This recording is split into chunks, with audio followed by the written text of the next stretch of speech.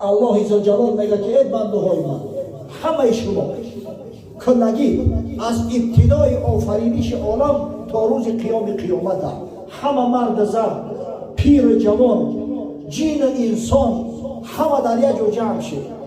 همین هر کس هر چی دلش میکشه از من طلب کنه، همین دهنش چند میبره طلب کنه. نه با هر یک حرف الفبای عربی علاقه خواننده و شنونده اجر ثواب میگیرد، 10 ثواب میگیرد.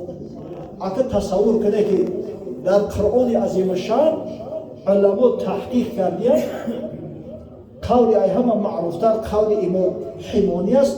میگه در قرآن عظیم شان 340,740 حرف، 340,740 حرف در همین 6,236 گوید. وقتی که ختم قرآن در شرکت بکنی و قرآن از اول تا آخر میخونی، تصور کن که شنونده را گویا که در همین ختم شرکت داره کن. آن همین 340,740 حرف شنید در ختم شرکت کرد. در عوض هر حرف اگر خدای تعالی 10 ثواب بده، این هم میره حساب در زنی میشه. این عددش 3,407,400 ثواب میشه. نفهمید؟ اینجا باید نوزکی دیگه 3,407,400 ثواب وقتی میگیری که قرآن در خونت بگیری، حتی ایو کتاب بخونی و ختم قرآن کنی. در داخل نماز قرآن فرضه، تلاوت قرآن فرضه. یعنی که همین ختمی که در داخل نماز کرده می شود، این با فریضه انجام داده می شود. پیغمبر محبوب صلی الله علیه و سلم بشارت داده است، میگه من ادا فریضه فی رمضان کان کمن ادا 70 فریضه فی ما سواه.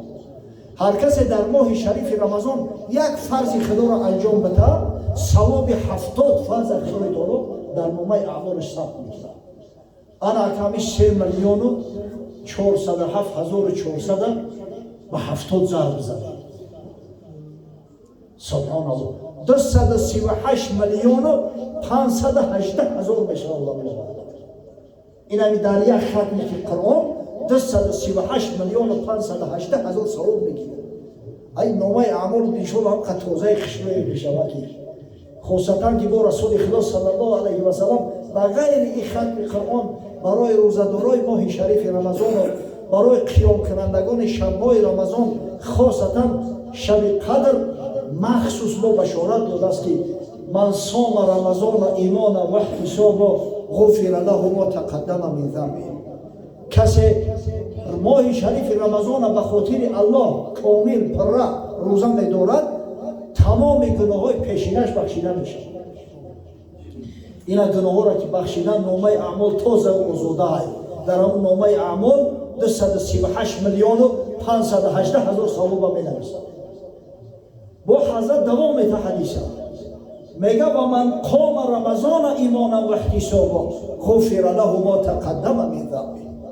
کسی که به شب‌های رمضان ختم قرآن میگذرونه، تمام گناه‌های پیشینش بخشیده میشه. علاقه این استاتیا با استاتیا دیگه شد. سبحان الله. اینا 200% شد، 200% گارانتی از جانب پیغمبر که کسی که روزهای رمضان روزه میگیره و به شب‌های رمضان ختم قرآن میگذرونه، 200% گارانتی است که خدای تعالی گناه‌های پیشینش میبخشه. با حضرت در ادامه حدیث میگه و من قام لیلة القدر ایمانا و احتسابا غفر له ما تقدم من ذنبه. کسی شب‌های رمضان کسی که شب قدر به خاطر الله پاس می‌داره و شب زنده‌داری میکنه، تمام گناه‌های پیشینش بخشیده میشود. این ان شاءالله با 100% گارانتی است که برای این شب مخصوص از جانب شورای برای ما و شما را پیشنهاد کرده است. از برای خدا از این دیگه بشارت زیاد میشود. خوشا به حالتون.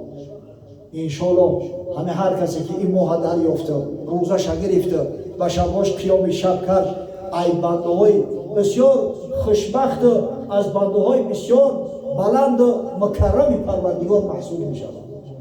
فردا روز قیامت همین روزه که بر روزها می‌گیریم قیام شب‌های رمضان به ختم قرآن، در برابر شفاعت رسول الله صلی الله علیه و سلم ما در پهلو و مستند طلب شفاعت می‌کنیم. از پروردگار بزن. اگه در شفاعت پیغمبر کو ذره شبهه نیست، حضرت برای تمام امت پیش پروردگار طلب شفاعت میکنه. حضرت باز مشوره داده است، میگه الصیام و القرآن یشفعان للعبد یوم القیامه. فردا روز قیامت روزه ماه شریف رمضان و قرآن عظیم شان پیش پروردگار طلب شفاعت میکنه. اول میگه روزه دعوا میکنه است، یقول الصیام ای ربی اینی منعته الطعام و الشهوات بالنهار فشفعنی فیه. روزه میگفته است پروردگارا من همین بنده‌های تو را بر روزها از خوردن و آشامیدن از تمام شهوات و لذات منع کردم، خدای شفاعت مرا در حقش قبول کن. بعدا میگه قرآن عظیم شان، همین قرآنی که به شب‌های رمضان ختم کردیم، قرآن دعوا میکرده است ای ربی اینی منعته النوم باللیال فشفعنی فیه. پروردگار من بنده تو را به شب‌های رمضان از خواب باز داشتم، از تماشای کینو و فوتبال باز داشتم، خدای شفاعت مرا در حقش قبول کرد. و پیامبر صادق مصدوق بشارت داده است، میگه فیشفعان، شفاعت قرآن عظیم شان و شفاعت ماه شریف رمضان البته که پیش پروردگار پذیرفته می شود. الحمدلله رب العالمین. ببینید این برکات رو ببینید، این خیر رو ببینیم، این نعمت رو ببینیم، این دعوت ها رو ببینیم، این وعده های رو ببینیم از جانب کسایی داده شده است که صادق مصدوق هستند. خداوند بزرگ روزها ما را به درگاهش قبول و مقبول بگرداند. پروردگار در نامه اعمال مصحف سازد. فردا روز قیامت از شفاعت حبیبش محمد صلی الله علیه و سلم، از شفاعت روزه ماه شریف رمضان و قرآن عظیم شان یکایک ما را برخوردار بسازد. ساعتی چند میشه گذشت؟ دیر نکنید. 10 میلیون بولی هسته؟ 10 میلیون. خاصتا که شخصایی که روزه میگیرن به خاطر الله روزه میگیرن، خداوند متعال همین روزه را همچه خدمت برای خودش قبول میکرده است. در حدیث قدسی آمده است، پیغمبر از نام خداوند متعال حدیث بیان میکنه ابتداش که یقول الله عز و جل، خداوند عز و جل فرموده کل عمل ابن آدم له الا صیام فانه لی و انا اجزی به. هر عملی که فرزند انسان میکنه برای خودش میکنه. نماز برای خودمون میخونیم، زکات برای خودمون میدیم، خیرات و احسانات برای خریدن جای خودمون میدیم، حج خانه خدا برای خودمون میدیم. خداوند استثنا کرد روزه رمضان، گفت بنده روزه را برای من میگیرم، پس مزد و پاداش او بنده در ذمه من. چرا خدای تعالی به خودش نسبت داد؟ نماز برای او خونده میشود، زکات برای او داده میشود برای خدمت‌نمایی. ببینه حج برای او رفته میشود، اما همین روزه ریا نداره. اون ریاکارا پنهانی میرن در خونه‌شون میخورن، سرشون میخورن، اون را روزه‌دار هم گفته نمیشه. این ریا نداره، این را بنده به خاطر الله میگیره. حضرت خداوندی همین بنده‌های روزه‌دار را بشارت داد، ای بنده تو روزه را برای من میگیری، مزد پاداشی تو در ذمه من. تصور کنه که یک شخصی قوت باشه، امکانیت شرایط داشته باشه و وعدت کنه که این مرده که خوب در این من یک مکافات میگیری، دلت گرم میشه و شرایط امکان داره، میگه انشالله ممکن یگان آیفون 14 پدر کم کرده همین پسلت اومده. ببینه حاجی خود دعوت کرد، اگر چند دقیقه خیلی دوره این شب قدر بدونه در همه جا دعوت های همه جا نه کمتر های 20 جا دعوت میکرده گر از برای خدا، لیکن میدونه که مردک های جوان مرد های این همی رای دون در چشمتی چی نمی تو های کرده قسطه ما مانده کرده. اگر تصور کنه که پروردگاره که احکم الحاکمین های، این خدای بزرگه که تمام ملک همه را آفریده است، رازق کل اشیاء های، پروردگاره که در حدیث قدسی اومده است، خداوند میگه یا عبادی لو ان اولکم و آخرکم و انسکم و جنکم قاموا فی صعید واحد فیسألونی فاعطیت کل انسان مسألته ما نقص ذلك مما عندي الا كما ينقص المخيط اذا ادخل البحر. الله عزوجلال میگه که ای بنده های من، همه شما کلگی از ابتدای آفرینش عالم تا روز قیامت همه مرد زن، پیر جوان، جین انسان، همه در یک جا جمع شد. همین هر کس هر چی دلش میکشه از من طلب کنه، همین دهنش چند میبره طلب کنه. وای نفس انسان خلاصوتا پرینه داره، ببینید هر چی دلش میخواه از من طلب کنه.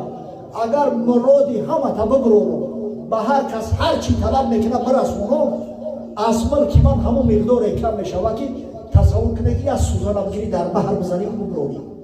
همون بیچاره سوزن ای اوی بحر چی میگیره؟ یعنی ایمان که من یا سری خس کم نمیشوم میگه پروردگار همین خدای بزرگ وعدت کنه که ای بنده تو روزه را برای من میگیری، مزد پاداشی تو در زیبای من ای. الله اکبر. خیلی نوجوان مرد بدن در کار که بعد همین وعده پروردگار رمضان را بخشی استقبال نکنی، بخرسندی گوسیدش نکنی، در طول رمضان خدا را طرز بندگی و عبادت نکنی که خدای بزرگ است خشنوک شود. الله اکبر. یه روز ببینید اینا که الوداع اثر میکنه بعضی مسجد و بعضی ها دهه اول دهه اخیر گذرش کردن نه هم کفا مدور و میشه والا که دیگر در تسبیح الوداع اثر میکنه. یعنی با رمضان ما خیر خوش کردیم، همین با رمضان طرز خیر خوش کرده که همین مثل که فرزندی پدر یا فرزندی خدای جو گوسل میکنی دلت خون میشوه منتظر اومدن نشستی، همین خیر خوش کرده بر رمضان. دعا کنه که پروردگار تا رمضان دیگر سالم و تندرست بمونم که با همین ماه شریف روزه بگیرم. خدایا از همین پروپوس که میدی به جنت به نصیب و برخوردار میدن. خدا رحمت کنه شیخ سعدی را میگه برگی تحویل میکند رمضان، باری تودیع بر دل اخوان. ماه شریف رمضان گفت علاقه وداع کرده است قدیمان، خیر خوش کرده است در دل دوستا، در دل برادرای مسلمان اما داغ و دردش باقی میمونه. ببینید حبذا این عجب ماهی هست، ماهی ختم قرآن، ماهی تسبیح تراویح، ماهی فرخونده روی بر پیچید و علیک السلام یا رمضان الوداع ای زمانی طاعت خیر، مجلس ذکر و محفل قرآن ازت بیوید. الوداع میگه ای زمانی طاعت خیر، ای مجلس ذکر، ای محفل قرآن، محفل تسبیح تراویح. زمانای پیش اگه جایی تری مسجدهای نازنین بدن ما همین بچه بودیم یادم هست ما را اتس هم میدن، اتس هم میفهمه ها زمانای شوروی بدن در بزمینتر بود. مردم وقتی که تراویح تشکیل میکردن در همین قضاخان ما اتس هم ایستاده بودن دیرا را سگ میکن که برای ما را در صف نماز بیستیم میگفتن این برای شما را مهمتره، شما را با کلاشی میخونه در گشت گرد و منو میستاده اتسکی یکی اون کس نهید یک خلال نرسونه نگاه میکردیم مردم ایخونه ها میبرومدن، زنک ها میبرومدن، گودکک ها میبرومدن به خاطر همین تسبیح ها را گوش کردن، این همین سبحان از الملک و الملکوت و الوداع را گوش کردن. اون زمان اگه جای قاری های بلبل زبان بودن عادتا مصفیدا میخوندن نگه همین قد شیرینی و همین قد لطف داره که مردم برای گوش کردن همین میبرومدن، حتی در گرد برای همون جایی که نماز برپا میشه گوش میکردن. این ماه این همی خیلی ماهی بزرگ هست، مهر فرمان ایزیدی بر لب، نفس در بند دیو در زندان، در غیر رمضان روزه بگیر تلخت میکفن. هر کس غیرت نداره در غیر رمضان روزه بگیر و برای شیطان آزاد ایوخید، شیطان وسوسه میکنه. محفل و معرکه بسیار است اما در ماه شریف رمضان ببین نمیفهمی چه خیلی همین ماه گذشته. با خدا قسم همین اون روز قطعیت دنبالو بودیم همه افسوس میکنن که همه یه ماه که دیگه همین دوام بیافت. نه گشنگی را حس کردیم، سلقینی خشرو الحمدلله نه تشنگی را احساس کردیم. سبوکتی توزه خشرو در غیر رمضان بسیاری وقت در سر دسترخوان میگذره، بسیاری وقت در حاجت خونه میگذره. اما در این ماه شریف رمضان خدا همین خیلی امکانات را داده است که بسیاری وقت با تلاوت قرآن میگذره و بسیاری وقت با همین مجلس ها و محفل های خیر و خوب میگذره. آدم راحت میکنه، هم روحم آسوده میشود و هم جسمم آسوده میشود. یار نادیده سیر زود بیرفت، دیر ننشست نازنین مهمان. این مهمان یا مهمانی نازنینی هست که این بسیار نمیشینه، حیال نمیکنه، یک طرز بینالتی خبر نمیشه. پروردگار بزرگ از فیض و برکات و شرافت و کرامات این ماه بزرگ، از فیض برکات ختم قرآن که به شبهای رمضان برگزار میکردیم و خاصتا از فیض برکات این ماه بزرگی که پروردگار متعال به 1000 ماه طاعت عبادت ایرا قیاسش کرده است، حتی ایرا بالاتر میگذارد. ما و شما را نصیب روزی بگرداند تا اینکه فردا روز قیامت از زمره بنده‌های صالح خدا باشیم، از زمره همون شخصایی باشیم که از شفاعت رمضان و قرآن برخوردار شویم. به امر پروردگار در سرمان تاج کرامت بگذارد و ما و شما را از در ریان، این جنت 8 در دارد، همون در پرد خودش ریان میگه، از اونجا فقط روزدارای ماه شریف رمضان وارد میشید. خداوند از همون در ریان ما و شما را داخل جنت کنه و انشاءالله کسایی که به خاطر الله روزه رمضان را میدارند پروردگار متعال در فردوس اعلی مستقرشون میگرداند، در بلندترین درجه جنت همراه رسول الله صلی الله علیه و سلم، اصحاب گرامی و حضرت امامای مذهب، بزرگای مذهب ما و شما را محشور میگرداند. پروردگار بزرگ و برادرایی که در ساختمان این مسجد سهمگذاری کردند، اونایی که در جهت ساختن خانه بزرگ سهمی